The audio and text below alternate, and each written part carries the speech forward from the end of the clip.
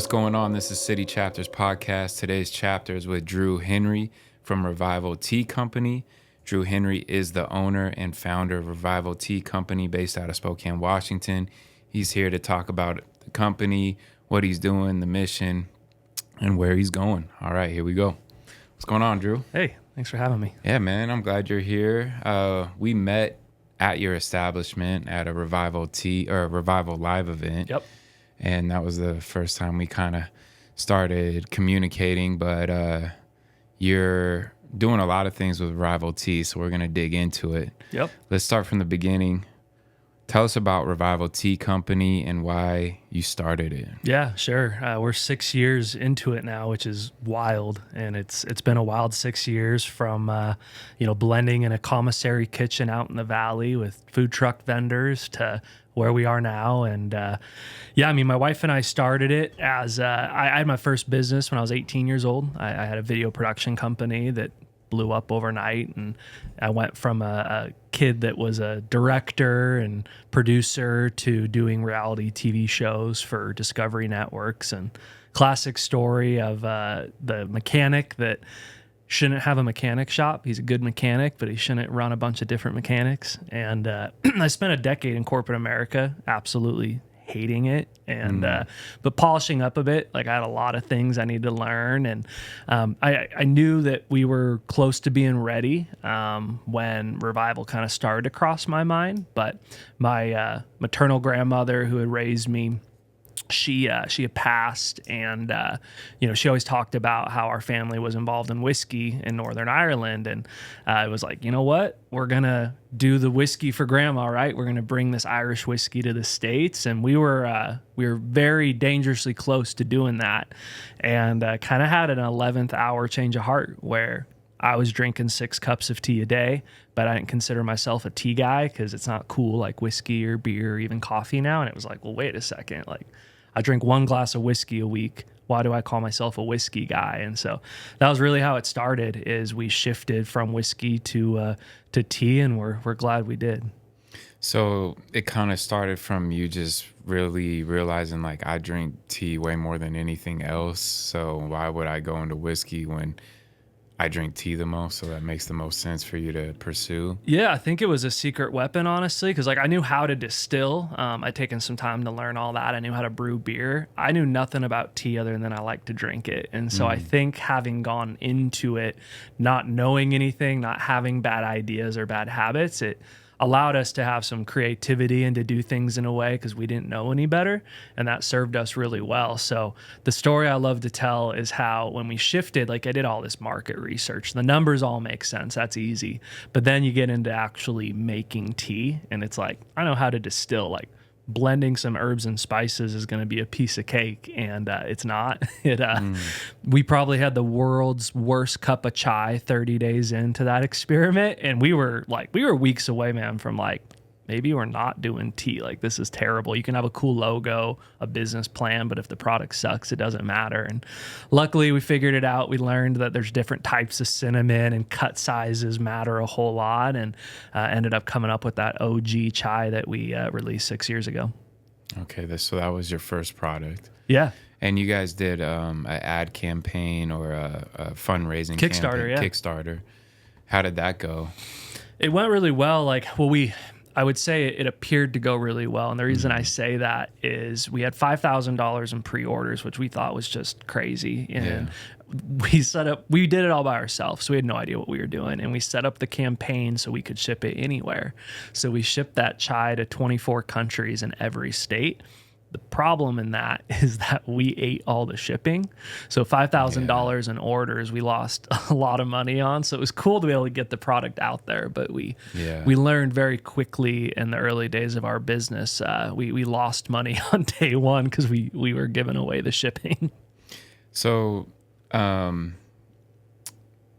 easy mistake to make, especially starting off and not understanding the shipping and stuff, because especially with fundraising campaigns, they can be a little bit hard to understand how it's all going to play out in the end. I've definitely made mistakes like that myself. So there is something that I always like about good brands, and that's the name. So how did you guys develop Revival Tea? What's the meaning behind the name? Do you have an origin story of where you Yeah. were when you came up with it? Yeah. No, great question. So revival has three meanings to us. My wife and I were born and raised in Spokane, and Spokane at the time, I mean, so we're talking 6 years ago, was really going through a revival. Like Spokane was in a little bit of a rough patch, like after 08, 09, and downtown was in a bit of a rough patch. And so we wanted to be a part, not just as a company, but like as individuals of like helping revive Spokane as a whole, which where we are today. I mean, we've gone through it, right? Spokane's I think in a much better place than it was, 6, 10 years ago. We were going through a revival in our own lives that we were working both in corporate America. We were both super unhealthy for different reasons. And for us, it was kind of a new beginning for us as well. And then you look at tea as a whole. I mean, we're talking about something that's thousands of years old, but in the US, the grocery store tea aisle was, I mean, it was as unsexy as you can get. I mean, every brand looked the same. They were more like medicinal boxes, and everyone had taken on like, all right, we're going to go after like just the yogis. And so we thought that the tea industry needed like a major revival too. So three meanings, and then the logo is a phoenix coming out of a teapot, which is very purposeful as well. So having that phoenix in the logo as part of the revival name was a big piece of it. Right, and like the tail feathers are like a Celtic knot. They are, Right. yeah. Yep. Which is cool. The body's like a Celtic knot, and then its feathers are tea leaves. So the poor guy that we commissioned to do the logo, like I knew what I wanted, but I knew I couldn't execute on it. And so we hired this guy. He lives on one of the islands, one of the San Juan Islands, kind of this famous, done a bunch of logos. And he had no idea what he was signing up for, because I think we went through over 250 iterations. Oh wow. And like I'm a perfectionist and very focused on the details, and I think that we went through like 15 different phoenix heads, and every little element of it we just kept going back to him. And I think he's like, hey man, like probably would have charged you a bit more if I knew like we were going to spend so much time, but I think we nailed it. Good, yeah. I mean, I think it's important to have a sense of perfectionism to a degree. And then, I mean, I'm like that. I'm very OCD about details, like minor details I'll be hyper focused on. And and I believe like all those minor details matter, even though the common eye might not notice or see them. It's about what you've built and how much effort you put into something that you're trying to push into the world, So I get it, man. I get it. My logo for city chapters is very simple, but it all like has meaning behind it. Like the CCs, how they're linked is about like connection, and so creating links with people or connections, like I said already. But with so we've kind of gone why you started it. One question I had is like, was there a specific moment that you knew you wanted to do tea instead of whiskey? Is there a story behind that, like when that aha moment happened? Yeah, and there's a piece of it too that kind of finishes off that name story as well. So we were going back and forth to Ireland doing consulting, visiting distilleries. We had looked at even like acquiring some local distilleries, and I don't think people understand like how close we were to greenlighting that. And what's funny too is like one of the things that kind of justified it at the time for us was Dry Fly. We thought did such a great job. And what's funny now is they're an incredible partner of ours. Like, they came to us years ago and said, hey, we'd love to make your famous mocktails cocktails. And those are some of their best selling items now. Yeah. So it's funny because now we're partners with them. But we had just gotten back from a trip to Ireland. And I mean, it was one of those trips. So I don't know about you, but when I go on long trips, dangerous things happen. My mind just, you get alone in your thoughts, man. And I think authenticity comes out a little bit. And it just felt like I knew we were ready to do this venture. And something just felt off. And we had like this whole branding idea. We had a business model. And what's funny is we were sitting in our old house that we lived in, and I turned to my wife and I said, you know, what if we did tea? And she looked at me crazy because like we'd been talking about whiskey for, you know, every day, every minute. And I don't think she knew those thoughts were going on. And she's like, what are you talking about? Like, and I'm not typically someone to be like wishy-washy or like change direction really quickly. And I was like, hear me out. And I told her the whole, you know, me drinking tea versus whiskey. And then what she had said, she's like, okay, well, what would we call it? And I literally turn, and one of the companies that was very dear to us was Teeling out of the Liberties. I love Teeling. In Dublin. That's my favorite Irish whiskey. So Jack and Steven, who are just amazing, we had been over there. And so if you actually look at their logo and you look at our logo, we asked for permission if we could do our logo based off of their logo, because theirs is a phoenix coming out of a whiskey still. Yep. Ours is a phoenix coming out of a teacup. And so on top of my fridge, I had their new whiskey that was called The Revival. Sitting like eye shot from me just across the living room. Like, what if it was Revival? I think that's a cool name. So that's how it all tied together. But yeah, that's cool. That's pretty sweet. I love Teeling whiskey. It's definitely one of my favorites from over there. Not a lot of people here know about it, but it's cool now. So They're good. you know their whiskey now. They've been the first couple of years they had to buy whiskey from other distillers because you know. Irish whiskey, I don't know if you know like the full story. It shows how petty like us Irish can be. But the story, and you got to know this, kind of understand how great they are, is you know, Irish whiskey, every ingredient has to be grown on the island, and then it has to be. So have you ever heard the story of Scotch versus Irish whiskey? Yeah. Basically, Irish whiskey is distilled a year longer than Scotch. A day. A day. Is it a day? Yeah. Because I knew it was something like that. Yeah. The Scotch guy basically ran off the island. And then when Scotch took off, it had to be, you know, aged for 3 years. 3 years, yeah. And the Irish said ours has to be aged for 3 years and 1 day. That's right. That's what it was. So they opened up, you know, the first distillery in Dublin in over 100 years because there was a big fire and you couldn't have one in city limits. And so they opened it up in the Liberties, which it's called the Liberties because what they say is you have the liberties to do whatever the F you want because it was outside of the taxation zone. And when they started the distillery, their first whiskey that really came out wasn't theirs because they hadn't aged it for 3 years. So what you really know a distiller is incredible is when you drink their white stuff straight off the still. So we were buying and bringing in Irish Potent from them, which is like moonshine.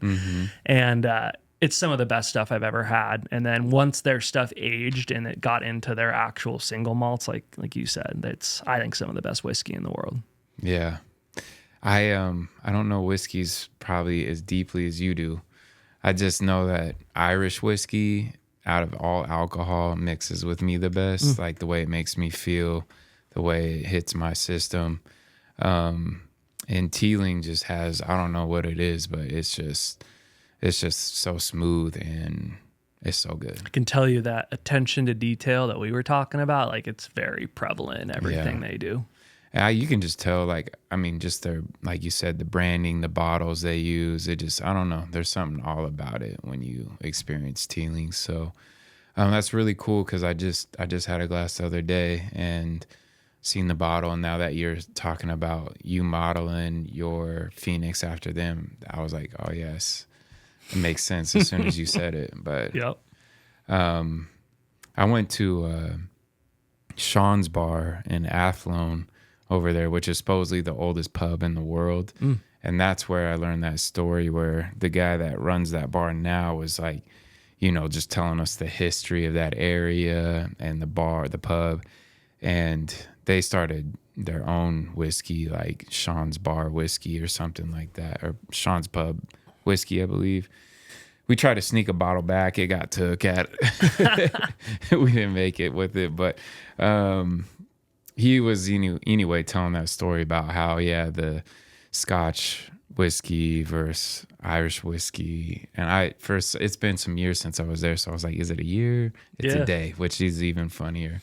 Well, I can tell you the Irish say that, gosh, if you got to burn your barrel and hide your whiskey inside of a burnt barrel, it's probably not that good underneath it. So there's a big rivalry that goes on between the Scotch and the Irish Right. whiskey. Oh, totally.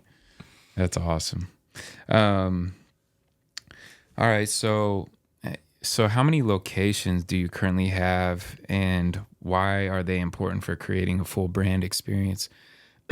Because, you probably don't need to have brick and mortar necessarily. Mm. I don't, is it something you set out to do? But now that you do have them, how is it important? Yeah, well, I mean, you nailed it in the experience. And so we swore we never would have brick and mortar because I did not want the problems I thought that came with that, which, brick and mortars, it's tough. Like owning a restaurant, owning a coffee shop's tough because you got, a lot of people, a lot of workers, a lot of labor. People are going to people. And for us, the reason to answer your question, no, we don't have to do brick and mortar anymore. But, we've made it public knowledge now that we're opening 50 locations nationwide.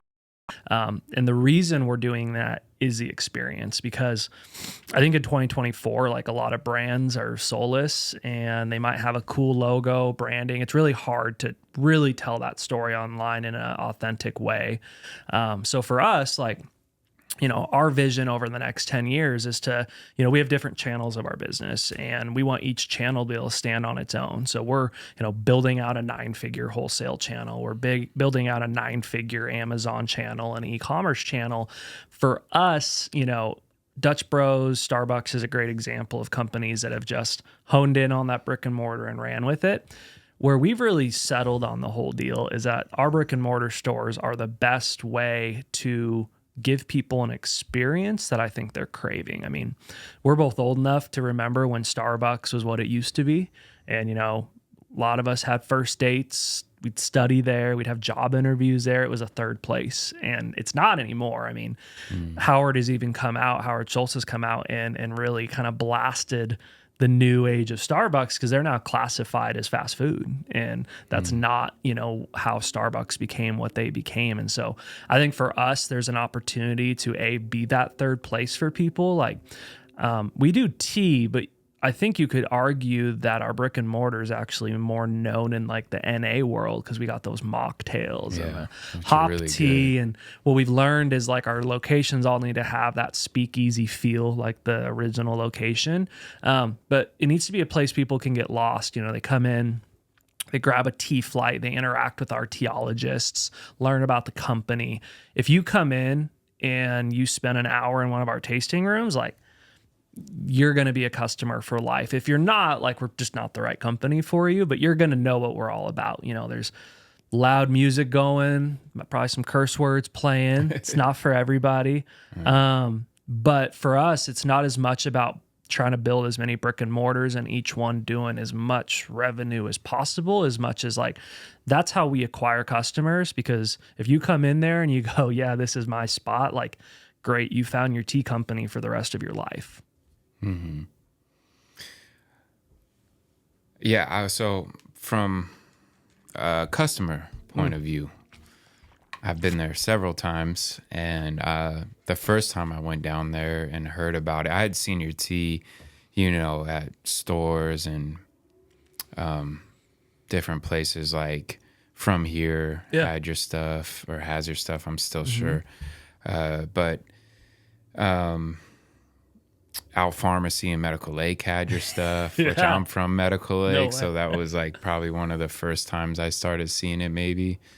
But anyway, I always loved the product. I loved the branding too. And I definitely probably seen it first and foremost at From Here because I was selling city chapter stuff out of there. And, when I would do my volunteering session there or whatever, I'd always see your product. I must have bought some gifts for some people one Christmas of your product. Then you guys opened up, and then aesthetically it's very cool. It is like that speakeasy. You go downstairs, and it's got the whole speakeasy vibe. You got the whole backdrop with all the teas and the glass jars. It's it's just a very cool aesthetic. And then you guys started doing Revival Live, which is something that kept bringing me back because there was a lot of artists that I know and wanted to support and go watch.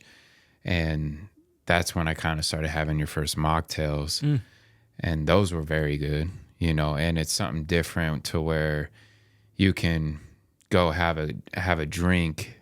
And like you said, the NA world is growing and your spot kind of feels like it might have more of that aesthetic than just getting a standard cup of hot tea, which you can, which is great. Those are great too. But having those NA options is, it's really nice, you know, and then being able to watch some music in a close environment like that. It's like a mini concert kind of vibe. And it's very intimate when you get to sit with those artists and watch them play.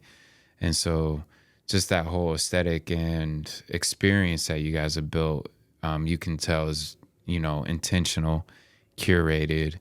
And it's cool to see that happening in Spokane and outside of the need to serve alcohol too. Like you guys are operating outside of that world right now. And that's cool to see as well, you know, and it like the shows are over by like what, 9:30 or something. So if you do want to go out, you're like right in time to go out afterwards. But yeah, so if anybody listening, you haven't been to a Revival Live, be looking out for those. Shout out Rose Throw and Drew for making that happen. So they're really cool events. I think the thing with the NA and the mocktails is it doesn't need to be an or thing. I think it's so big right now that it's either you drink or you don't. And it can be an and. It doesn't have to be an or. And so being someone who used to be a musician, I can tell you that it can make, especially in an intimate setting like that, it can make things a lot easier to have a sober audience. We've gotten a lot of, you know, people who are stoked about the all ages aspect of it because of that. And so with our mocktails though, I think the big thing is like, it can be an and, like it can be a Wednesday at 11 a.m. You can go into this old actual speakeasy and get an Earl Grey old fashioned and then have your bottle of the dry fly alcoholic version that you can take to the river on the weekends, right? Like it can be an and thing. Revival Live is something that's very dear to my heart because it was, you know, it was a passion project that, you know, really stemmed out of my love of music. I was a musician. I made up for my lack of talent with my love of music. And I really wanted, you know, when we started Revival Live, the whole purpose of it was to empower like the local music community because there really wasn't anything like that. First show I ever played on stage was I played the first open mic at the Bartlett back in the day, their first ever open mic. And I'd never performed on stage, and I played my whole like set with my eyes shut. And that was such a big thing because I mean, we went from that to playing, you know, sold out shows at the Knitting Factory like 6 months later. And had they not had a medium for us to go out and to create that, you know, platform for us to go out and poke around a little bit, like there was nothing like that. And so it felt like Spokane was kind of missing someone who could come in and just lift up. We have insane talent in this city in all different forms of music. So we were going to do Revival Live in 2020. When we opened the tasting room 1 month before COVID, we had some very big things planned. And what we always wanted to do was, I still have some of my best friends are in the industry. They tour, a lot of different connections. The whole idea is for us to basically leverage that to bring in touring acts that we are just getting to a spot with like tour lockdowns that musicians are allowed to kind of do what they want because COVID could shut down an entire tour.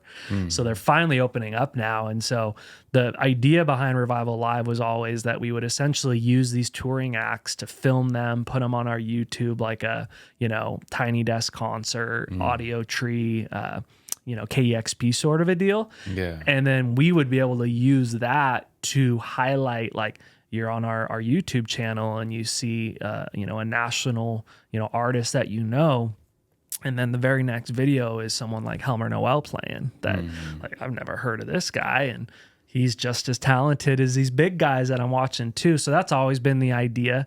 It's been really cool to get back into it and to, the response we've had from it's been incredible.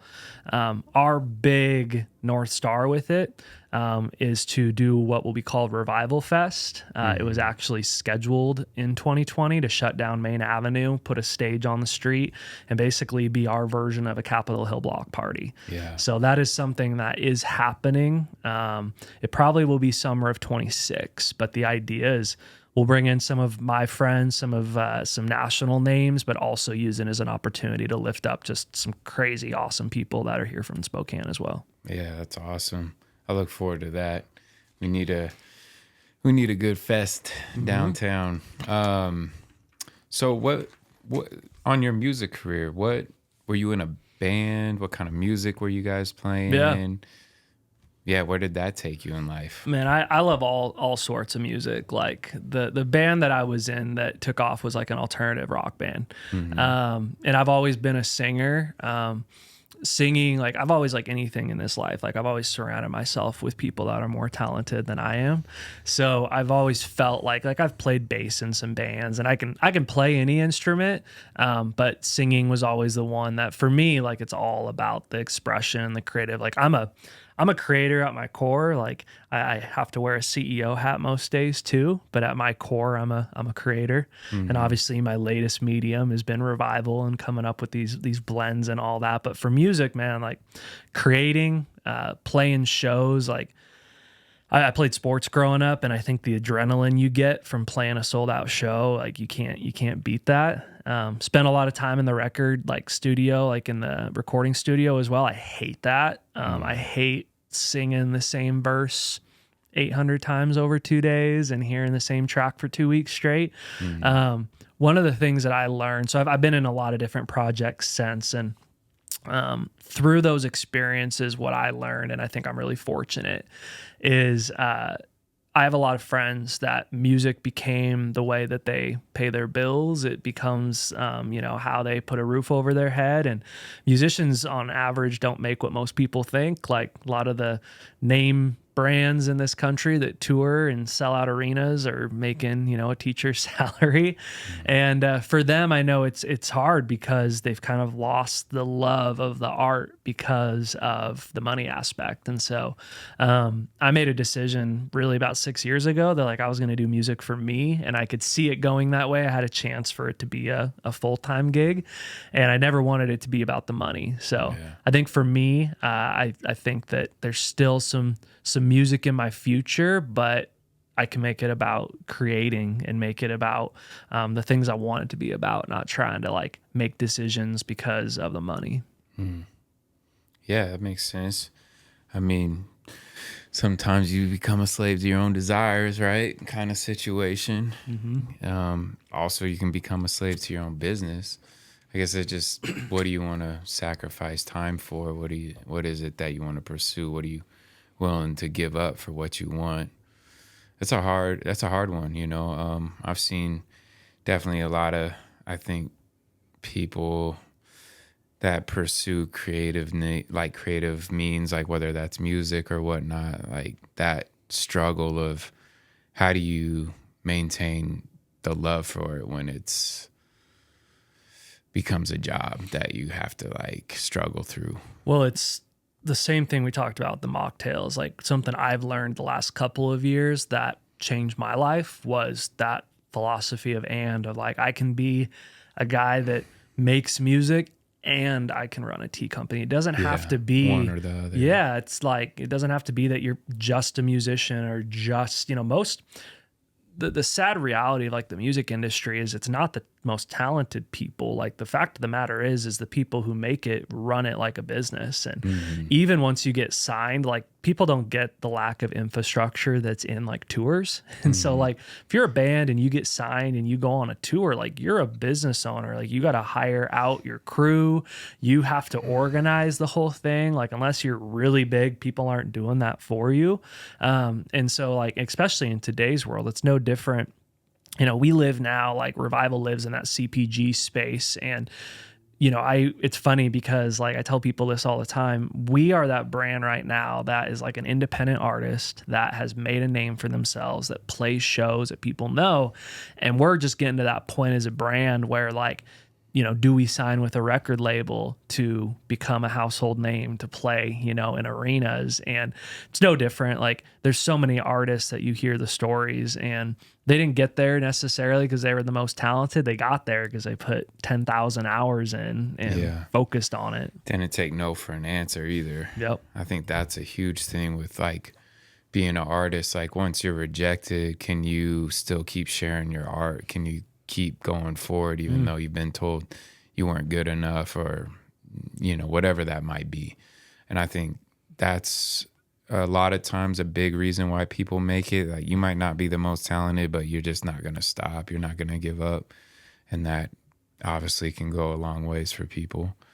And like just like a side note on the back end of a tour, I was at the Gorge this weekend for Tyler Childers, and my friends Shane, who owns Swell Coffee, and my friend Steven that owns Castle's Juice Co., they serve the artists and like the staff backstage. Yeah. So they took me along, and so I was backstage, and that's the first time I've ever been like backstage where all the tour buses and everything is, for the Gorge. And I was like, this is crazy. Like just seeing how many people were doing what they were doing, the management for each band, like all of it was like, this is insane. Like how many buses brought in just those few bands. It was like, there was like 20 plus tour buses at least. Yeah. So it was interesting to see, behind the scenes of all that and how much it really takes and looks like, and it was cool. The good news is if you're playing at the Gorge, you definitely have people doing the business. Yeah. So you can do your thing. Did you see when you were there? I'm sure they still have it. They used to have you could tee off. Oh yeah. And hit into. They still have that back into there? the Gorge. Yeah. Oh, I was teeing off. Yep. Yeah, it was awesome. So cool. Little hidden gem back there. Yeah, it was really cool. Yeah, when I got to that spot, I was like, oh yeah, I'm gonna hit a few. So yep. That was fun. So we were talking about how many locations you have downtown Spokane. Yep. You have a production facility in downtown Spokane too, not at the same tasting room, but down a few blocks. And then you have a location in Coeur d'Alene currently. Are those the locations open at this time? Yeah, so like the OG locations at downstairs tasting room down on Main in Spokane, and then we actually separate the upstairs. So we took the ice cream shop over like a year and a half ago. It's nice to get like the additional, street frontage, but for us, it was a really cool opportunity to like cheap rent right above the other location to say, okay, what if we use this as kind of like a test grounds for new stuff? So we said we would never do boba. Like anytime I say I'll never do something, like it ends up happening. And then when Sweet Peaks Ice Cream came to me and said, like, do you want the space? We were like, boba in an ice cream shop would make sense. But if we're going to do boba, we're going to do like our version. So instead of Thai milk, we do the chai milk, right? The spicy version. And, our boba's very unique. So we opened the boba bar in January of a year and a half ago and just took off, like very clear. Like boba became 7 of our top 10 items as a company. So we're like, okay, like people want the boba, cool. And then now we've been able to use it as a test grounds for other stuff. Like we've always I'm someone that believes like just do what you're doing well before you move on to try to do more. So people, you guys should do coffee, you guys should do food. We're like, yeah, we agree. Just we're not ready yet. And so July of this year, we rebranded that boba bar and it's called the Phoenix Cafe. And the reason we did that is we wanted it to be, if you're downtown, you're looking for tea, go downstairs. Like we don't want to touch that. A place is a gem, but there actually was a lack of options for like quick food, good food, and like especially where that shop is located, coffee options. So we added a full coffee bar, espresso bar. Like every coffee shop has tea. Why would we not have coffee as well? Like we're in America. And so we added a full coffee bar. We added like these open face sandwiches, these toasts that we're kind of just scratching the surface on. Cause I'm sure, like in Ireland and the UK, like tea and sandwiches is a big thing, which I I personally hate. But how do we make it, cool? How do we make it a revival version of that? So we're doing that. And then we did these acai bowls. They're acai cups that go in our boba cups that then it gives like a little healthy option. And then Coeur d'Alene has basically the downstairs and upstairs morphed into one. So if you go to that location has the flow of our future stores other than it's missing a drive-through. That store, because we took over an existing business, does not look like the cool speakeasy in Spokane. Our future stores will look that way. And then the production facility is actually closing next month because we outgrew it. And so we were at a very purposeful place about a year ago that we either needed to move into 20,000 square feet and hire a bunch more people and buy a lot of equipment or offload it. And we were really fortunate to find the best tea facility is over in Anacortes, Washington. It's called Montevideo.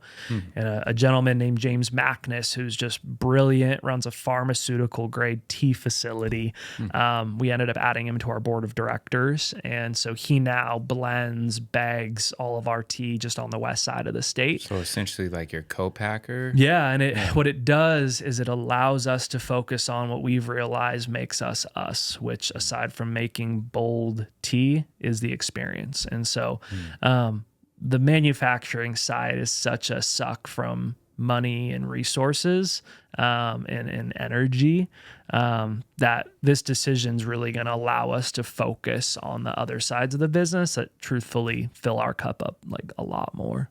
Yeah.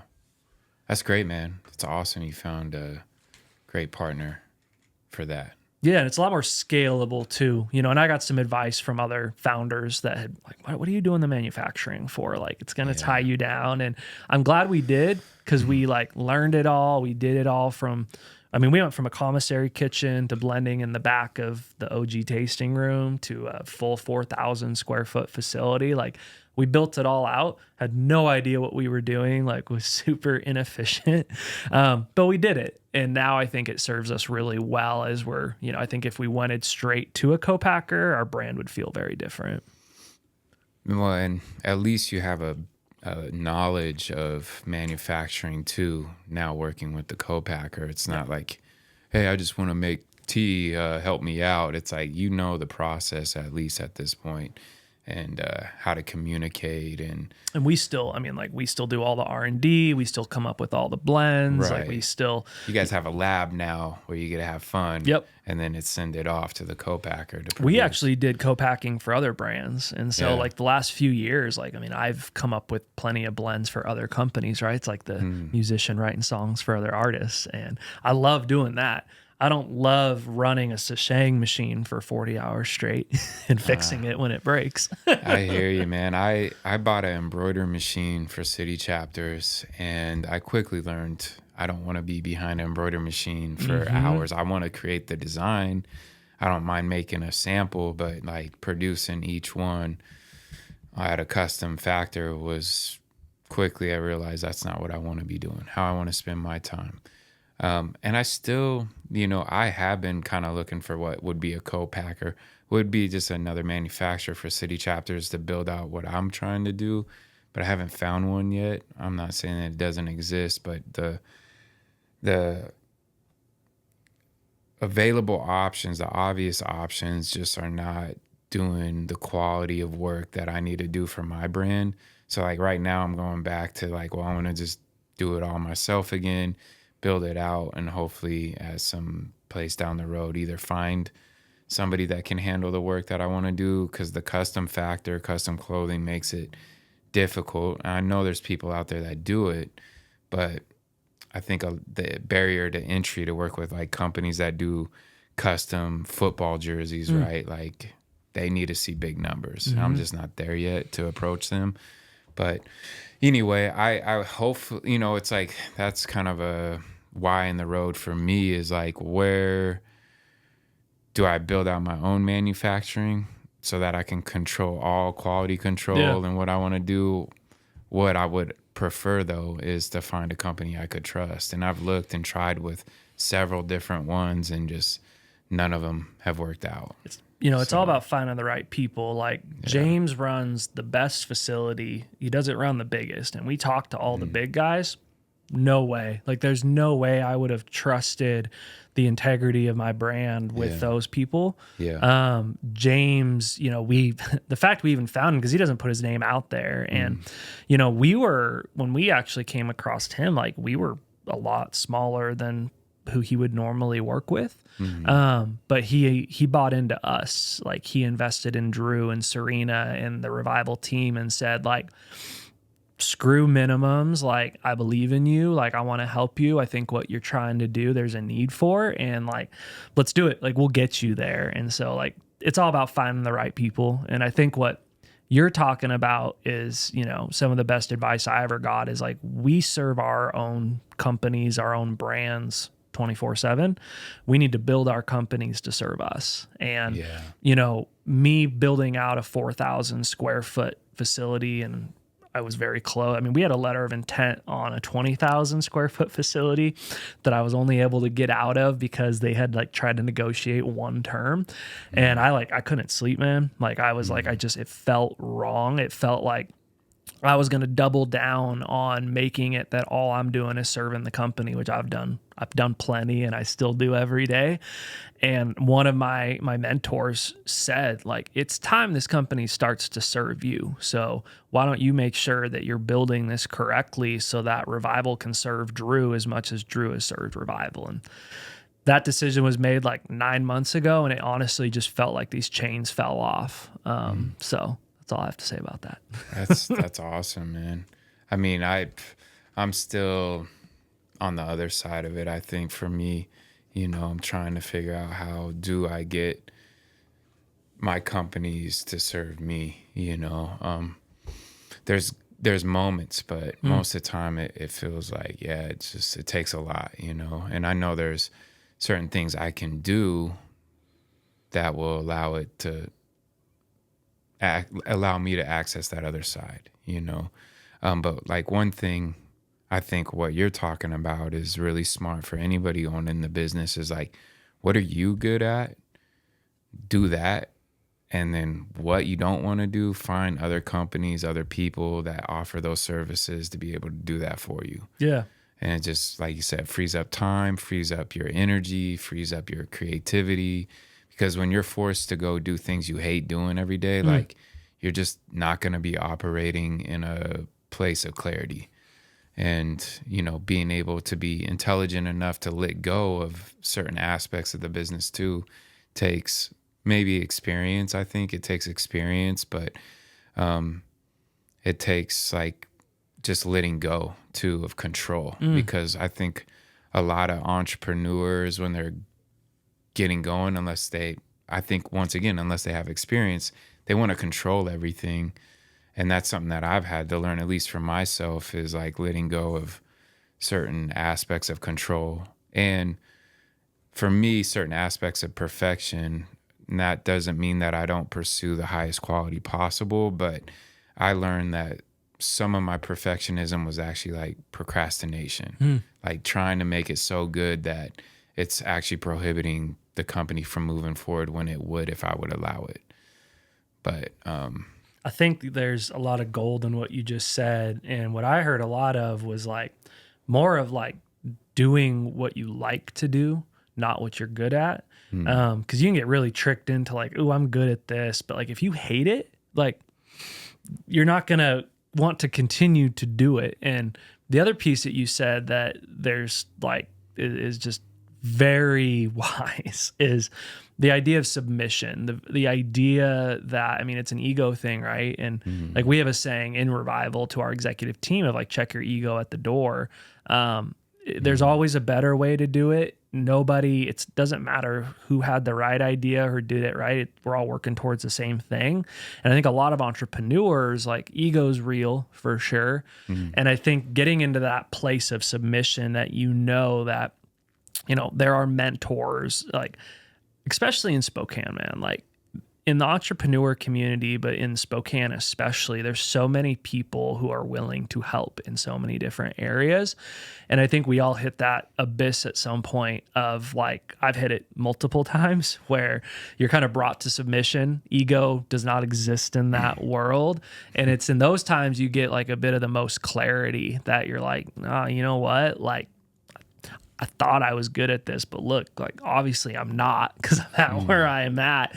And I got to submit a little bit to, you know, the process and to that there's other people who can do it better than I can. And, you know, in a way it feels like revival is like just starting over again because we've done incredible things for 6 years, but we're kind of like laying this new foundation. And a lot of the things that you're working through, like I've had some realizations the last year to know like, okay, I might be good at a bunch of things, but what am I great at and what do I love doing? I feel like, you know, and the people who I've talked to who have looked around corners that I haven't looked around, I think the secret is when you do the things that really fill you up every single day, the other stuff takes care of itself. So That's advice I need to hear right now too, because I think that sometimes, but then I'll be like, no, I need to pay attention to this and this and that, right? And I think there's some truth in that, but like the ultimate truth is like the more good energy you build and excitement you build in what you're working on, and the less that your mind is focused on stuff it really wants to avoid, you just start building up that energy, that momentum, and people feel that, and that allows you to represent your brand, your company in a bigger way. But if you're dredging through and trying to do all the stuff you hate doing in your company and people meet you, I'm 100% guilty of this. Is like, to, you know, like, dude, it's cool. Like right now it's like, it's all right, dude. Like getting through it, man, you know? And, but if you're like, you know, there's a lot of things I do love about city chapters and my other company, Third Kind Design. There's a lot of stuff that is difficult. And a lot of times I think I have in the past, I've been lately focusing more on just, I'm going to do what I want to do. And I'm not going to worry about all this other pressure that I feel I have to do, especially me being a one-man team right now. You know, like there's only so much I can do and I have to accept that. And if I'm really going to try to get this to where I want it to be, it has to be from a place of me having fun with it and me trying to like, oh, I have to do this for social media or I have to do that or whatever. I'm like, I don't care about that. Honestly, what I care about, like for my brand is, you know, with the podcast, having these conversations because it builds relationship and connection with individuals, community. And that sets a platform, a basis for me to have in Spokane and eventually further. And wherever, you know, the videos go and the streaming go, that's great. Like that's important, but this is what's most important. Me sitting here today with you having this conversation, because now it's like we've sat, we've talked, I can call on you, you could call on me for different things, you know. The other aspect too is like with the clothing, like, yeah, it's cool having your social media and it all looking sexy and all that, like that's cool. But the bigger thing for me that's huge is people wear my stuff in the streets. And when it's actually being worn, that's way more valuable than any Instagram post I could ever put on. You'd rather see your hat on some guy on the street than some influencer that you paid to wear it. Exactly. And when I, you know, do go out and somebody's like, dude, I just saw somebody wearing one of your hats or jackets, like that to me is way bigger than somebody liking my Instagram photo. You know, like that doesn't really even matter to me ultimately. So just like with certain priorities, but the other side is like social media does matter. We have to use it, you know. Yeah. At least that's what we're told, and that's what we've bought into at this time. So I think that, you know, the end goal for all of us, right, is just that authenticity, because when we are being fully authentic, like that's our flow state, right? Yeah. And I think a lot of those conflictions come from like a lack of authenticity. Yeah. And so yeah, man, it's you know, it's something I've really struggled with, and like you said, the things that were supposed to be doing that I think's a lot of BS that's been fed to us. And like you said, man, like that's why I like to get down in the mud and like work behind the bar. I was like helping behind the bar Friday. I wasn't, I was working on my laptop, and it's like when you see someone come in and they're like, this tea, I drink every morning, like you become a part of their lives. Like might be their favorite hat that they feel the best in. And it, what's always resonated to me with your brand is that pride from being where you're from. I mean, being someone who was born and raised in Spokane, like, so you talked about like giving some gifts. Like I've given your black coat that says Spokane on the back to some people too, Nice, from here. Shout out, because we would not be here without terrain. But it's that pride, right? Like it's real. You see it. You see someone that's like, there's never been like cool merch that like is about Spokane that's like authentic. It's not like gift shop merch at all. And it's something that I can put on. I can feel good. I can feel that sense of pride. But when you see your customers reacting to your product that way, you're humbled and you're like, like this is what it's about. It's not about Instagram likes. It's not about some of the stuff that we're told it's about. So authenticity for sure. Very well articulated, sir. You are very good with your words, man. Which is it's nice. It's nice having a conversation with you because you're very well spoken. We're all going through the same thing, man. Like we're all in it together, and we're all working through the same stuff. Yep. Got a lot of work to do, man. I definitely want to get a tea or something with you, or maybe a glass of whiskey, and have a conversation outside of this, because I feel like there's a lot of value I can gain from you and what you've built. And speaking of which, like over 6 years, I've seen your brand. I started in 17, you started in 18, right? And you've really been able to take your brand really far. What do you attribute to being some of the keys to your success? It's funny because there's a bit of confliction in that answer, because the answer that I gave forever, and it's true, is it was the first thing I thought of when I woke up and the last thing before I went to sleep every day for probably 5 years. And that led to Revival becoming what it's become. But it also led to me having like a bout of insane executive burnout that was really bad. And so, it wasn't sustainable. Like when I talk sustainability, it's about like us being sustainable as humans and entrepreneurs. And so that's what it was owed to. But I think the thing that I've learned is like there's growth and then there's healthy growth. So we doubled our business every single year, and that sounds so cool. Like we got the accolade of the fastest growing tea company in the country, but it came with a lot of problems. Like you go down the highway going 60, like you might be cool, but take it up to 120, 130, like it's going to start to shake, man. And that's what happened. And we failed fast for sure in a lot of areas. And luckily we learned and pivoted and all that. So for us, like I literally told our team, like, I don't want to hear this whole like fastest growing tea thing anymore.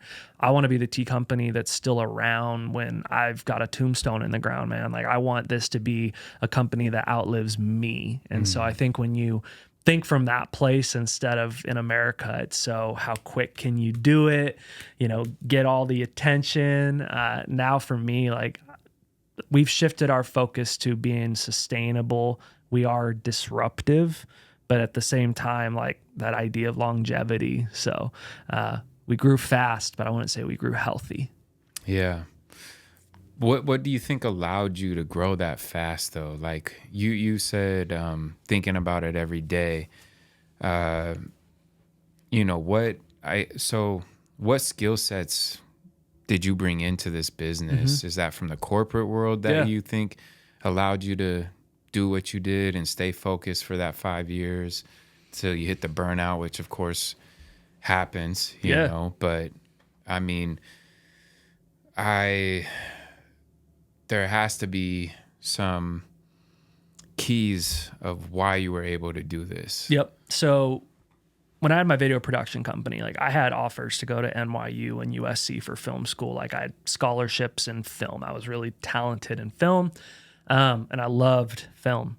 And I was asked to pitch a reality TV show at 19 years old that got picked up. And I went from a one-man band to 18 contractors and employees within 6 months. Wow. And became about the money, lost my love of it, which is really sad. There's an alternate universe that I'm like directing horror films out there and like still loving it. And unfortunately, I got burnt out in that. And what I realized was, I dropped out of school because I was going to school for TV, and I'd worked in TV since I was 15 years old. And so I dropped out of school. And what I realized was like, there is this entrepreneur thing. Like, I like it. I'm not ready. I was so introverted, I couldn't order a pizza. Like, I couldn't even pick up the phone. I was so introverted. So really? I was like, I need to get some sales experience, some people experience. And through that, I was able to get, sales experience, management experience, some finance experience, some marketing experience, definitely like running teams. And one of the things I learned through that for sure was like, when you start a business, like your hustle can only take you so far. Like, there's only so many hours in a day. You're only one person. And so the early days, man, like we did that Kickstarter, and I have very fond memories of sitting in this tiny house we were living in. And I would literally get on Instagram and I would message 1,000 people a day, like actually type messages, trying to like hit them up about our tea and just like have a conversation. And then if the conversation went anywhere, like see if they'd be willing to try it. And I mean, I did that every day for like 90 days, and hustle can only get you so far. And then it's about people. So it's like in the beginning, like I brought some experience in those realms that I knew enough to be dangerous. I wasn't an expert in any of it. That works, but then it becomes very quickly about the people. And you can't build something like what we've built without getting multiple versions of yourself, that multiplier effect. And so right now, like I would say where things sit in 2024 is if you take our board, you take some investors, you take employees, of course, that work for Revival. There's now probably 12 to 15 people that are all working towards building this just like I am, that are good people. They're smart. They have areas of knowledge. Like I think about Brian, who's our chief marketing officer. Like we think the same way, but he's an expert in marketing. I know just enough. Balaji, who's now our chief financial officer, great human, which is always the core competency. And he's brilliant in finance. I'm not. And so we're getting to that point now that I was only able to get us so far, and now it's 100% based off the people, including myself, that are a part of it. Yeah. It's awesome, man. So you are currently doing an opportunity to invest in the Revival Tea company. Tell us about that and how you invest. Sure. Yeah. So it's called a Reg CF or a community round. So started the company with a Kickstarter, which Kickstarter, you just buy product. It's supporting brands. That's cool. A Reg CF's a newer thing that actually allows non-accredited investors to get real shares, real ownership in a company prior to a company going public. So Pete Taylor, who started Spiceology, did one for, he's done one for 2 of his brands, went really well. I hit Pete up, who's a dear friend, and said, like, tell me about this. And what he said was like exactly the same as me. Like, I don't have $50,000 to give to a brand that I like. $250, $500, maybe I'm having a good month and it's $1,000 I could do to support, but you actually get ownership in the company. So we launched it June 1st. For us, like we really learned quickly what loyal fans we have. I think we raised $150,000 the first week, $250,000 the first month. We were like WeFunder's most raised campaign one week. Wow. So yeah, you can go to WeFunder.com. Revival Tea tells our story. You get perks as an investor, but we do rolling closes. So it's staying open till April, but every 30 days we close a round so that you get real shares in the company. And for us, it's a chance for our early supporters to come along this journey with us. So the reason we're doing it, there's other ways to get capital. The reason we're doing it goes to our last conversation about that multiplier effect. My goal is to get 1,000 investors, whether you invest $250 or 50,000. If I can get 1,000 people who are passionate about Revival Tea and what we're doing out, across the country, I think that's crazy things will happen. So this allows you to be basically a private investor into the company, not through any, I guess, traditional investment means. And so is it the plan that you make this investment now and then when the public goes, the company will go public eventually? Is that kind of like the transition of how it happens? Yeah, so we did, to actually take investments, there's all these stupid legal things in this country you have to do. We had to last year become a Delaware C corporation to take money. And we did a traditional, like what would be called an angel round.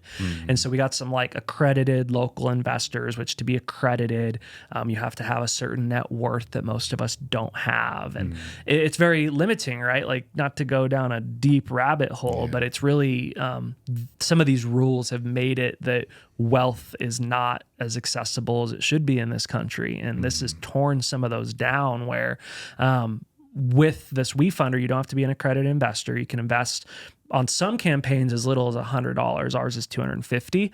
And then in terms of like how do people get their money out, there's really three ways. Like the first thing I would say that people need to understand is that investing in a startup is a very risky investment. It's not real estate. It's not, the stock market's risky, right? But a startup, extremely risky. So people need to understand that. But there's three ways to get your money out of investing in a startup. Most companies don't go public. If a company goes public, that'd be considered a liquidation event. I think there is a chance that happens with Revival. You look at, Dutch Bros that went public for $500 million. I could see that. The most likely thing and what you see most of the time is, M&A deal, a merger acquisition. As Revival continues to grow, we've had opportunities in the past. We will continue to be courted by other opportunities where, you think about a lot of breweries, microbreweries get purchased by Budweiser or Coors. And so for me, there will be a day in the next 10 years, I'm sure, that there will be an opportunity that presents itself that I think bringing the right people in can take the brand further than I ever could. I always want to be involved with it, but I don't want to run the day-to-day operations forever. Yeah. So I think the most likely outcome is that, Revival gets sold for X amount of dollars. And, my goal for the people investing is we're able to, at a minimum, 5X their investment, hopefully more. But that's the most likely. The third, which I think is the least common, but something that's probably the most appealing to me, is you never sell. You just become a big, awesome, profitable company. And then what do? You pay dividends to your shareholders. Right. So there's a company called Harney and Sons. They do like $300 million a year in revenue. And they're so profitable that at the end of every year, they cut their shareholders a dividend check. So those are really the three ways people could get their money out. Okay, cool. Thank you. So one thing I wanted to talk about too is like the tea trade. This is an old, ancient trade. How do you find yourself thinking about the fact that you're in this business now and that you found yourself in the tea business? It's wild, like calling yourself an innovator and you're in tea that's been around for thousands of years. It's funny because when it comes to like the trade of tea, like that's where the heart of the whole thing is, right? We've got some exciting things we're working on. That one of my biggest goals is to give like full transparency from the farm to the cup, because that doesn't really exist. And I love building relationships, and I've been able to build some incredible relationships in many different countries to the source. And so I think if you're able to communicate that to your customers and have that full transparency, and really empower those farmers, let me float this idea past you. What if you could buy tickets to go on a trip that we hosted that you could actually go and visit the Revival Tea Gardens where we grow our tea, where we grow our cinnamon, and not only visit it, but what if we actually showed you how to harvest it and said, hey, let's put you to work for a day so you really understand what goes into making a cup. And then what if we shipped that tea back home, and you get back home and you got a package weight and it says Bobby's Blend, and it's the tea that you picked, that you processed. So yeah, that's really cool. there's Sounds some awesome. things like that we're working towards. But the tea trade, man, it's crazy. Like we use importers. We work directly with the farm. The U.S. is interesting in terms of what you can import, what you can't. You got to focus on like metal detection and making sure you're doing the right testing and all that, of course. But there's a company that we import with called GS Haley that they literally shipped tea on the old wooden clipper ships back in the day. And so like you talk about like a trade that's that old, like it's pretty funny, especially when we're talking to people in India or Nepal or China or Japan that, we're this tea company in the States. Like, that's awesome. Like my family's been doing this for like 8 generations. Yeah. So yeah. Yeah, that's got to be pretty wild working with some of those individuals that have been doing this for I will such say a long time. we started this conversation with like, it was good that we didn't come from tea because we came into it with no, bad ideas. And that's why I think I said like, what if we put pine needles in a tea, or what if we made a tea taste like Rice Krispies? Like we didn't know any better. And my biggest goal for the tea industry right now is there was more. So in the world, it goes water, tea, and then coffee. The United States is the only country that tracks these things, that it goes water, coffee, tea. Yeah. It's only been that way for over 20 years because of Starbucks. And pre what Howard built, coffee was cheap grinds on top of your fridge. There was more tea consumed in the US pre what Howard built at Starbucks. I believe that we have the ability, not just Revival, but the players that are in it right now, to shift that. There's so many things you can do with tea flavor wise. Keeping in mind, like we love coffee as well. But one of my biggest like projects as a whole is when we got into the industry, no one played well together. None of them collaborated. It was all kind of mine. And they would actually even talk to consumers different ways. Like there were companies saying that tea was fermented, which is just scientifically wrong. It's not, it's oxidized. And so saying like, hey, let's make sure we're all using the same verbiage. We're not confusing people. And so that's been some of the most fun, is coming in as like this black sheep of sorts and being like, hey man, like, we don't have any sides. Like all I know is that the distilleries and the breweries all work together really well. And so now like we're starting to talk about doing some collaborations with other tea companies that's never really been seen before. That's cool. And it's rising tides, right? It's like we're not competing against each other. We're more competing against coffee and energy drinks. And if we can make the industry bigger as a whole, like we're all going to eat. So Yeah, totally. Yeah, I mean, tea is huge everywhere, but the United States, I guess, right? I mean, that's the whole concept of it. But I stopped drinking coffee again, like daily, couple months ago, and I've had it here and there since. And I'm like, man, I don't like it. I mean, I do like it sometimes, but there's been a couple of times where I've had it. I'm like, yo, how it affects me in my state of being. I'm like, yeah, I just don't need it. I'd become way too dependent on it, and cutting it out has been really good for just my mental clarity, one, and just like cleaner energy throughout the day.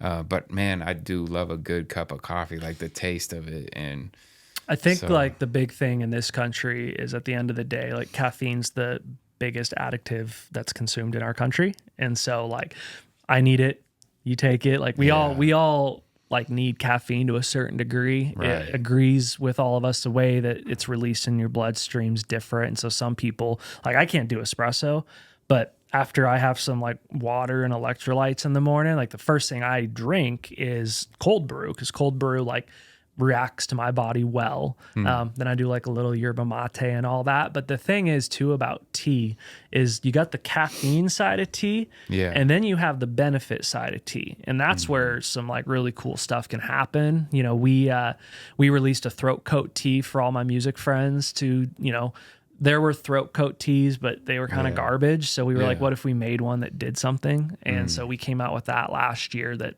has just blown up. And we, it's not out yet, but like I can tell you that the next one that's coming out is like an actual detox tea, one that like don't drink it unless like you're gonna be close to a restroom for a bit. Like it'll flush you out. Not one that's just like a marketing thing. And then we developed, because when my wife was pregnant with my son, we developed a pregnancy tea. That same thing, like if we're going to make it, it needs to actually do something. And so she's taken it. We've had now probably a dozen friends that have used it, and it's something we're going to release. But getting into like the benefit side aside from energy is like a new area that we're starting to dabble in as well. So is that one of the areas of the business that's really exciting for you, is like developing these new teas? Because I'm a creative at my core, right? So creating these blends and coming up with different teas that are actually going to have major benefits for people. Well, I think any business, right, we're trying to solve a problem. And for us, it's really cool that like each tea we release, we have a chance to do that. Yeah. And so, you know, you can only solve so many problems with flavor. Like, I wish you guys had a tea that tasted like this. Like, we grew to 67 teas in like 4 years, which is way too many. We've cut back and kind of focused on like what makes us us, but now we get to focus a bit more, because we've done so much flavor, on trying to help people solve some other problems that they're having. The first benefit tea we ever had that we didn't even know we were doing it really was the sleepy chai. Like, that has become a cult tea out there. And same thing that like, so my wife, when we were opening the tasting room, she was a real estate agent. She was burnt out, hated it. And the tasting room project got pushed and pushed and pushed. And she was at her wit's end. So long story short, she quit real estate before the tasting room opened, and she was teaching English as a second language to kids in China at 2 a.m. And so she needed something that could knock her out.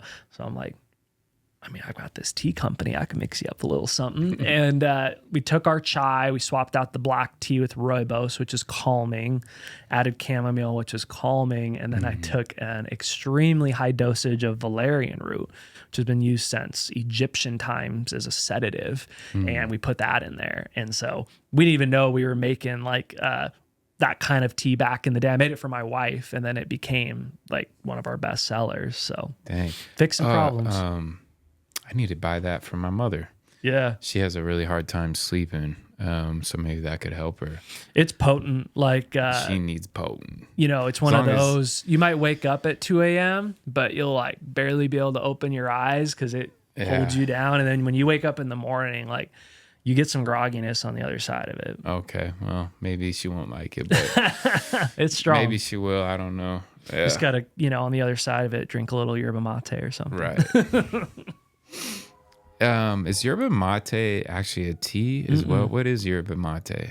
So, like, tea comes from the plant Camellia sinensis. So, white tea, black tea, green tea, it's all the same plant. They're just processed different. Okay. So, a tea would have that Camellia sinensis plant. Anything that doesn't come from that specific plant is not tea. It's, an herb, essentially, or a spice.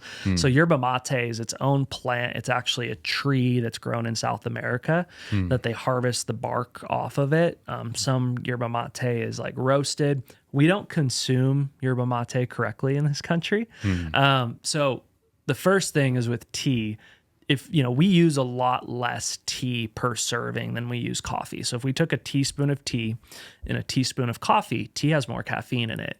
It's that to make a cup of coffee, we use a bunch of coffee. And to make a cup of tea, for whatever reason, we use just a little tiny tea bag.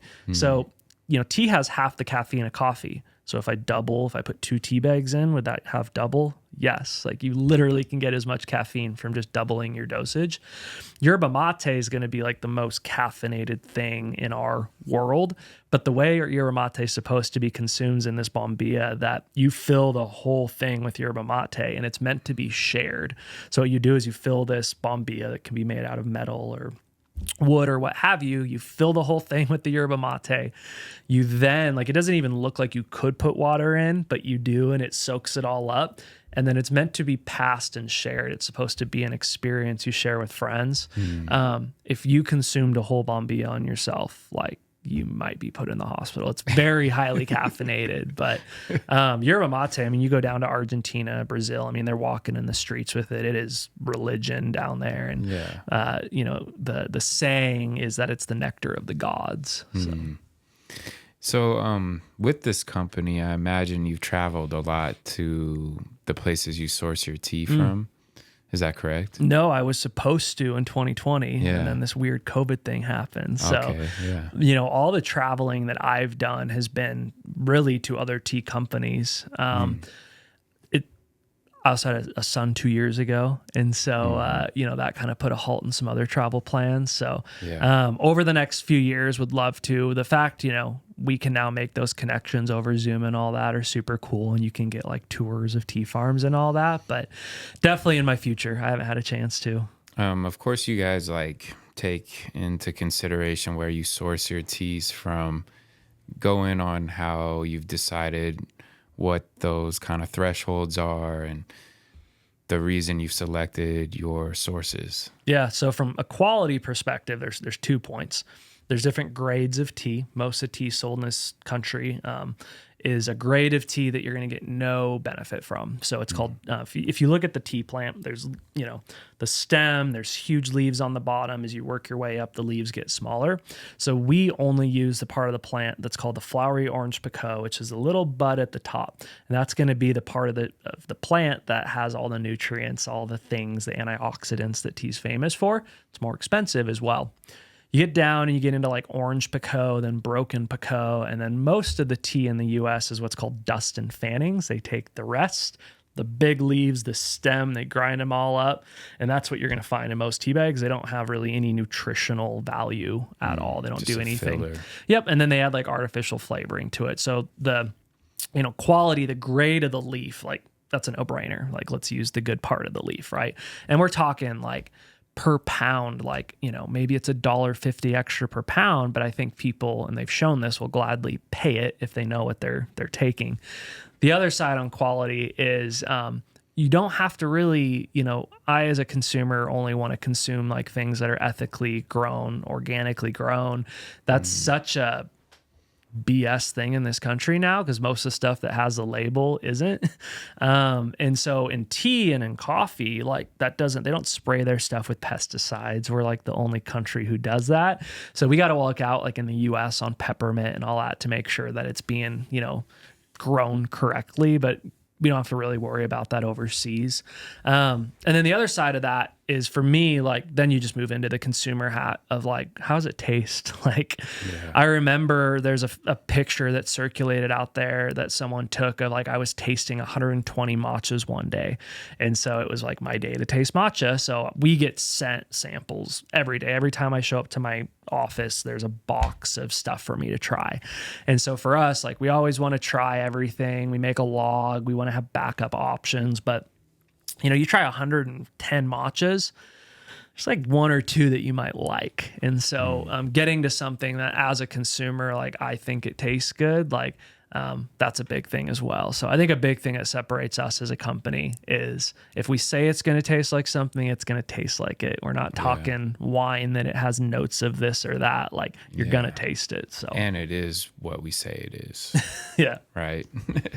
Because that's another big thing in this country. It is a lot of times it's not what they say it is, right? Well, like the organic thing, like the organic program is stated. Yeah. There's no, you don't have, like, there's no testing.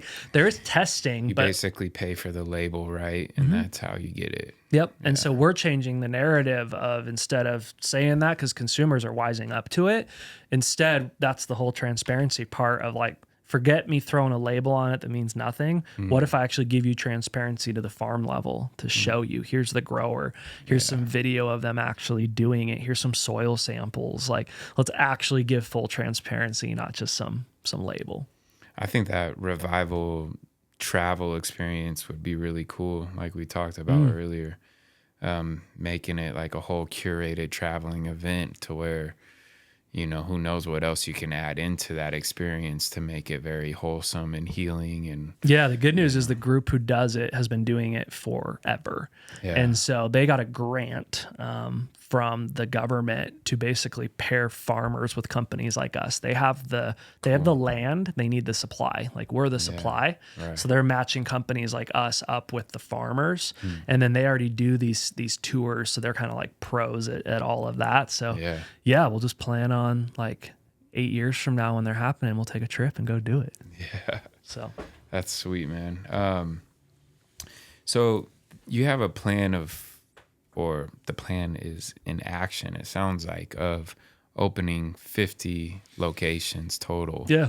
Is that total? Like, that's just the first goal? Yep, just the first goal. And what does that look like? What is kind of the plan to make that all take place? Yeah, there's two options. You go, well, there's three. You go corporate or you go franchise, or you go a mixture of both. I was so against franchise because of the control aspect. And then I learned that a franchise looks very different in different ways. And there's a way you can do a franchise, but not lose that heart and soul of the company at each location.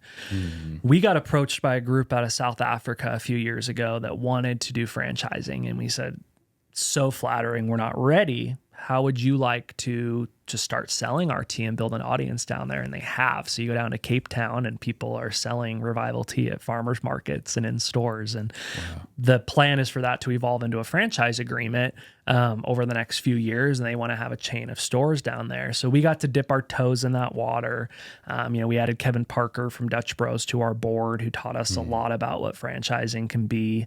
And what we learned from Dutch Bros was Dutch Bros used the franchising. They said, hey, Kevin Parker, we want you as a partner. We want to build this brand together and we're going to go do this. And so what they did is they wrote into the contracts that they had a buyback agreement when they actually had a liquidation event, which for them was going public. And so they built the brand together with these franchisees without having to go into a ton of debt or just bring on all this capital. And then when Dutch Bros went public, they bought back 95% of those stores. And so the reason they did it was, their top line revenue obviously went through the roof because they were getting 100%, not 6% from each store. And they only left in place guys like Kevin Parker that ran them the way that corporate would run it. And then each franchisee, they 10, 15x their initial investment. So they were stoked, right? Because they got their money out of it. So I think it's a mixture. I also think that it's not something we have to know today. Like our intention today is to open our next store in Phoenix, Arizona in 2026. Research that we've collected from Starbucks and Dutch Bros is warm weather climate, because ice drinks sell way more than hot drinks.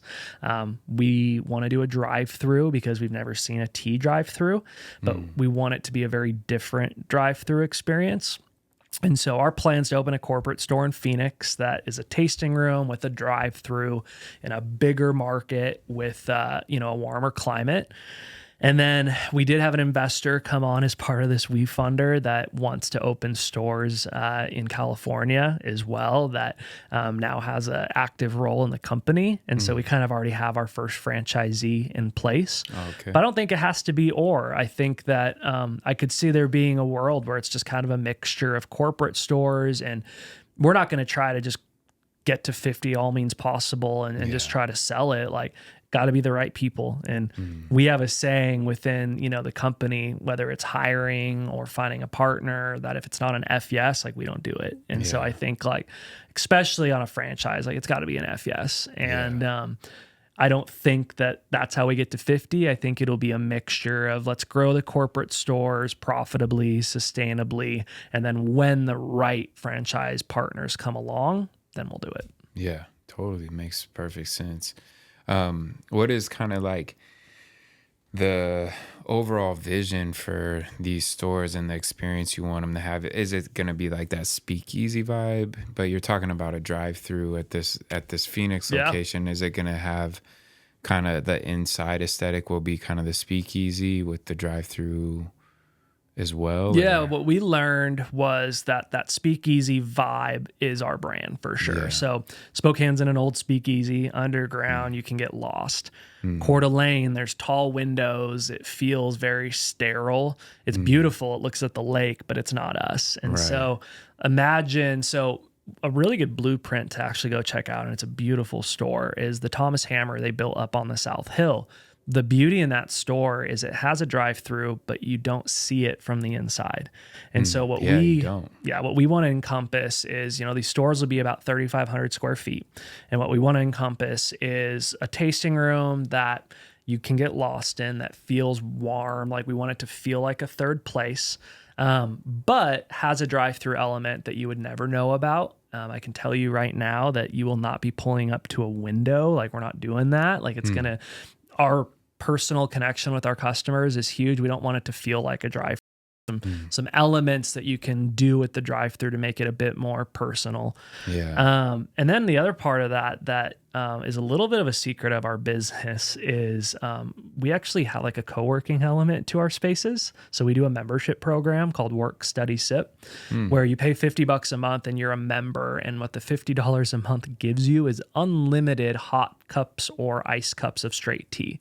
really? And so we have these, each location has That's 20, awesome. 25 members at a Mm, time that they're there, they're working, they have all their meetings there, so people meet them there. And so yeah. part of these build outs will also have a little bit of that element where there will be kind of a space for those people to also work, because you want to be a third place. Like imagine like in today's day and age, like cool, you've got this open public area, but there's also like kind of this little back separate area where people can hop on a Zoom call, do like a meeting with someone if they want to. So we want to be a little more purposeful about like integrating that too.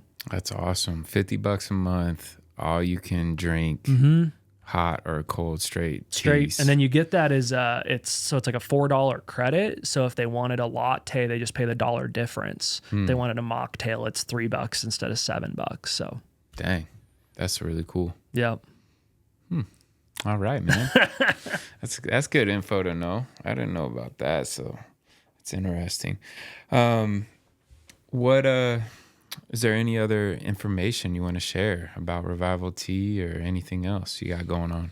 No, I think, for anyone listening, we just, we owe everything to our supporters. And I think one of the coolest things is that this company has truthfully become our customers' company. Like I feel like I'm a steward for the brand now. And to go back to some of our like previous conversation, like there's been a bit of a separation the last year between like Drew, the father, the husband, the human, Yeah. and that Drew and Revival are two separate things. And so honestly, like I've just had a lot of fun serving Revival as being a steward of the business, and excited to see where it's going. It's been a crazy 6 years, but I think that the next 6 to 20 years, we're going to look back and just be blown away of where this thing goes because of all the people who are getting involved with it. Yeah, it seems to be definitely on a great trajectory. And like I said, it's been awesome to see you grow this brand. Thanks, man. And I'm excited to see where it goes, especially just, you coming out of Spokane. I think brands like this are really important. And you're shaking up a space, you're offering.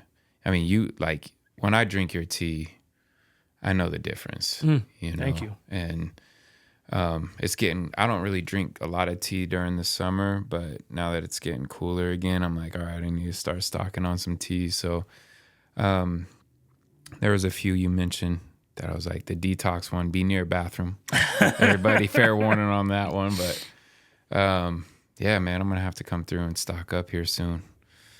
So yeah, thank you, dude, for Yeah. your wisdom, your information. Like I feel like there's a lot of gold in here about the mentality of staying focused and building a good business, and I'm hoping that, a few people might be like, yo, I might have to invest in this one, man.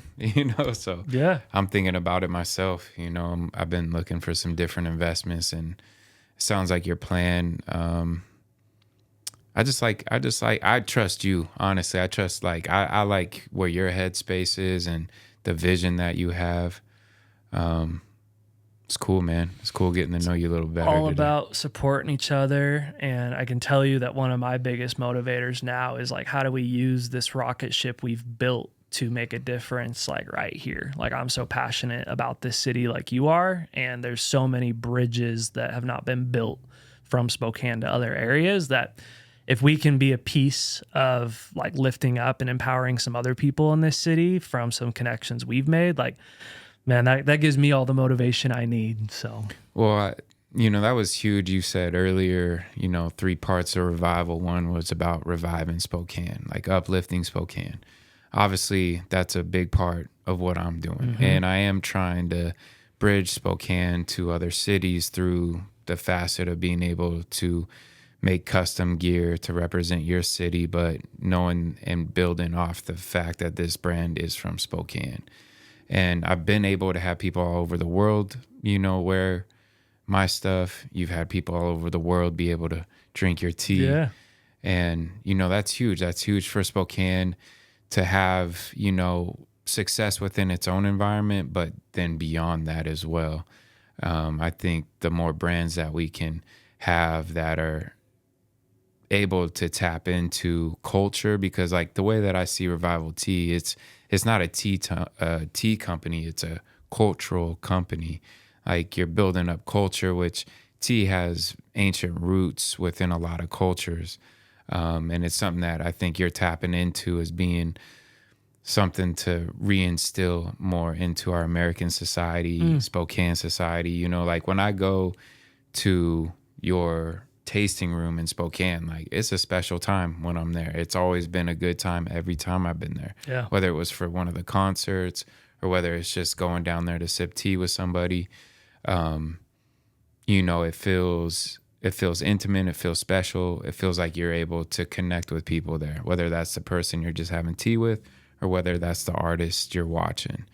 And I think that's special, and Spokane needs a lot more places like that outside of like traditional bars and all that kind of stuff, because, they have their place, not taken away from that, but there also needs to be a place where you can be calm and collected and not just getting straight hammered, to connect with people. So We'll always need that third place. Like, we as humans want that human connection and that sense of community. And post COVID, it's sad because a lot of places shifted to get you in and out. Let's do these ghost kitchens. And like, there's one thing that will always exist. I don't care how big VR becomes. You could argue it only become more needed, that like, we're in need of a place to connect. And so if we can offer that medium and be a part of maybe bringing a bit of that back to our culture, like, amazing. yeah, I agree. And I mean, as far as me, type of person I go, and probably a lot of people within my generation, is like, I just don't ever see that. I don't even play video games, so like, there's no way I'm gonna be lost in some VR world. I want to be in real life, You want to drink the real tea, not the fake tea. I want to drink real tea. I want to meet real people. Yep. So, yeah, man. Well, I just want to acknowledge you, Drew. Thank you for being here. Thank you for sharing your wisdom. Really, honestly, a blessing getting to talk to you today, Yeah, man. Thanks for having I the look show. forward to being able to talk to you again in the future. Absolutely. About some business stuff, because I think, like I said, you probably have some insights that could help me, and that's somewhere that I've been getting back to in my own world and my businesses, is starting to, just kind of reach out to people that I know that believe in my brand and support the brand, one, but also have knowledge, experience that can help me maybe get this to the level I've been dreaming of. Because I know I just can't keep trying to be out here doing it by myself. So It's easier when we do it together, for sure. For sure. So once again, thank you. Yeah. All right. This chapter was with Drew Henry, Revival Tea Company. You can check out his website. I'll put all his links to everything you need to know about it in the show notes. Appreciate y'all listening. Shout out Spokecast for sponsoring and producing my show. Till next time.